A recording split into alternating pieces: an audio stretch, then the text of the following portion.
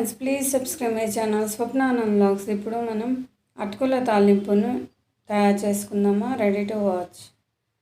ప్రయాణాల్లోకి ఎప్పుడైనా బయట జర్నీలోకైనా దేనికైనా స్నాక్స్కైనా చాలా చాలా బాగుంటుంది. ఒకసారి నా స్టైల్లో చేసి ట్రై చేసి కామెంట్ చేసి చెప్పండి. అటుకుల తాలింపుకు పల్లీలు ఒక చిన్న కప్పు, పల్లీలు, పుట్నాలు, పల్లీలు ఒక కప్పు, పుట్నాలు ఒక కప్పు, ఎండుమిర్చి ఒక 10, పచ్చిమిర్చి 10, కరివేపాకు, కాజు అన్నిటిని ఇలా కట్ చేసుకొని పెట్టుకోవాలి. తర్వాత స్టవ్ ఆన్ చేసుకొని ఒక ప్యాన్లోకి ముందుగా మనం పోపుని రెడీ చేసుకుందాము. స్టవ్ ఆన్ చేసుకుని ఒక ప్యాన్లోకి ఒక 4 స్పూన్ల నూనె వేయాలి. మీరు కావాలంటే మీరు తినేదాన్ని బట్టి కూడా వేసుకోండి. 4 స్పూన్ల నూనె వేసిన తర్వాత ఒక స్పూన్ జీలకర్ర, ఒక స్పూన్ ఆవాలు వేయాలి.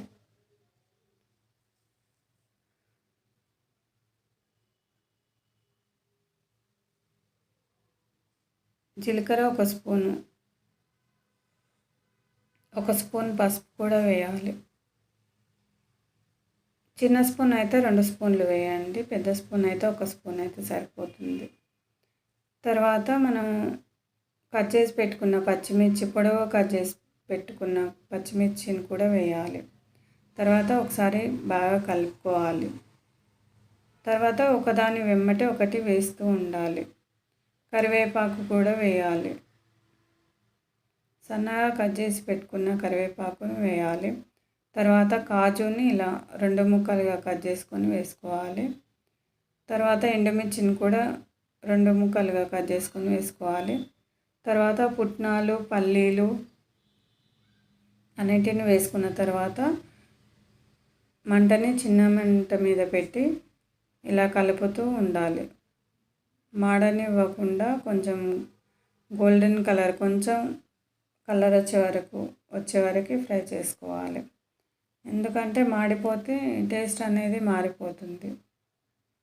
తర్వాత అన్నిటిని కలిపి కొంచెం కలర్ వచ్చిన తర్వాత మీరు కావాలంటే ఇదే పోపులో వెల్లుల్లిని ఇలా కచ్చాపచ్చగా దంచి పెట్టుకొని వేసుకోవాలి. 5-6 వెల్లుల్లి రెమ్మలను కచ్చాపచ్చగా దంచుకొని వేసుకోవాలి. మీరు కావాలంటే పోపులో ఇంగువ కూడా వేసుకోండి, మీకు ఇష్టమైతే వేసుకోండి. నేనైతే వేయలేదు. మీరు ఒకవేళ నచ్చితే ఇంగువ కూడా వేసుకోండి. ఇంగువ పొడి అని బయట దొరుకుతుంది కదా, ఆ ఇంగువ పొడిని కూడా వేసుకోండి ఒకవేళ నచ్చితే. తర్వాత ఇలా మొత్తం అన్నిటినీ కలుపుకోవాలి. 1 స్పూన్ ఉప్పు కూడా వేయండి, 2 స్పూన్ల ఉప్పు వేయండి. మనం ఆ పోపు అనేది చల్లారే వరకు అటుకులని నూనె లేకుండా ఫ్రై చేసుకోవాలి. ఇలా వెడల్పాటి కొంచెం రంధ్రాలు పెద్దగా ఉన్న జాలీని తీసుకొని ఇలా జల్లెడలో అటుకులను కొన్ని వేసి జల్లించుకోవాలి. నేను తీసుకున్న అటుకులు ఒక 500 గ్రాములు అటుకులు. మీరు కావాలంటే క్వాంటిటీని బట్టి అన్నీ పెంచుకోండి, తగ్గించుకోండి. తర్వాత అన్నీ జల్లెడలో వేసి జల్లించిన తర్వాత ఒక గిన్నెలోకి ఇలా వేసుకొని పక్కన పెట్టుకోవాలి. తర్వాత ఇంకొక వెడల్పాటి గిన్నెలో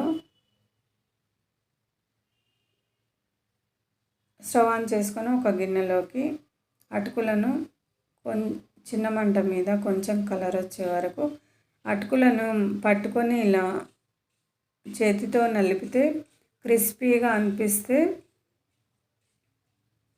క్రిస్పీగా 2 ముక్కలుగా అయిన తర్వాత స్టవ్ ఆఫ్ చేసుకోండి.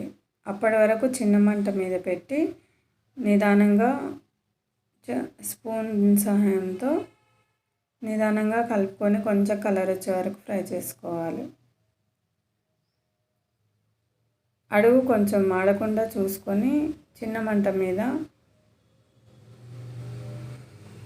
కలుపుతూ ఉండాలి. కొంచెం కలర్ మారిపోయి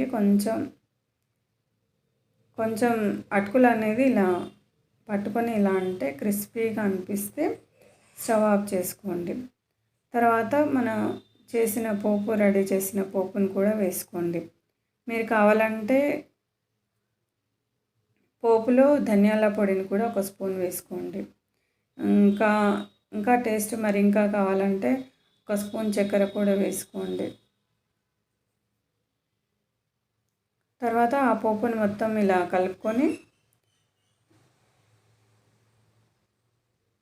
కలిపేసుకొని దించేసేయడమే. రెడీ టు అటుకుల తాలింపు. చాలా చాలా టేస్టీగా ఉంటుంది. బయట పిల్లలు ఎప్పుడైనా స్నాక్స్గా అడిగినప్పుడు ఇలా అటుకుల తాలింపు చేసి పెడితే పిల్లలు ఇష్టంగా తింటారు. నేను చేసిన విధంగా చేసి మీరు కూడా చేసి మీకు నచ్చితే ట్రై చేసి కామెంట్ చేసి చెప్పండి. ఇలా మొత్తం అటుకులని కలిపి మొత్తం పోపు అనేది అటుకులకి మొత్తం అన్ని వైపులా కలిసేటట్టుగా ఇలా కలుపుకోవాలి. కలిపిన తర్వాత మీకు నచ్చిన కంటైనర్లో కొంచెం చల్లారిన తర్వాత పోసుకొని తింటే చాలా చాలా టేస్టీగా ఉండే అటుకుల తాలింపు అనేది రెడీ అయింది. మీరు కూడా ట్రై చేసి కామెంట్ చేసి చెప్పండి. ఇలా మొత్తం అన్నీ కలిసే విధంగా కలుపుకొని ఒక ఎయిర్టైట్ బాక్స్లో వేసుకొని పిల్లలకు స్నాక్స్గా పెడితే బయట చిరుతిండులు అనేది తినకుండా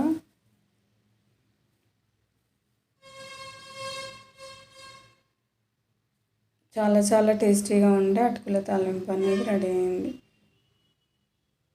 thanks for watching. Like and share మీ ఫ్రెండ్స్కి రిలేటివ్స్కి షేర్ చేయండి.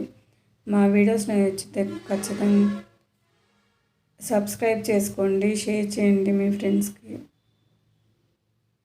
ఇలా రెడీ అయితే అటుకుల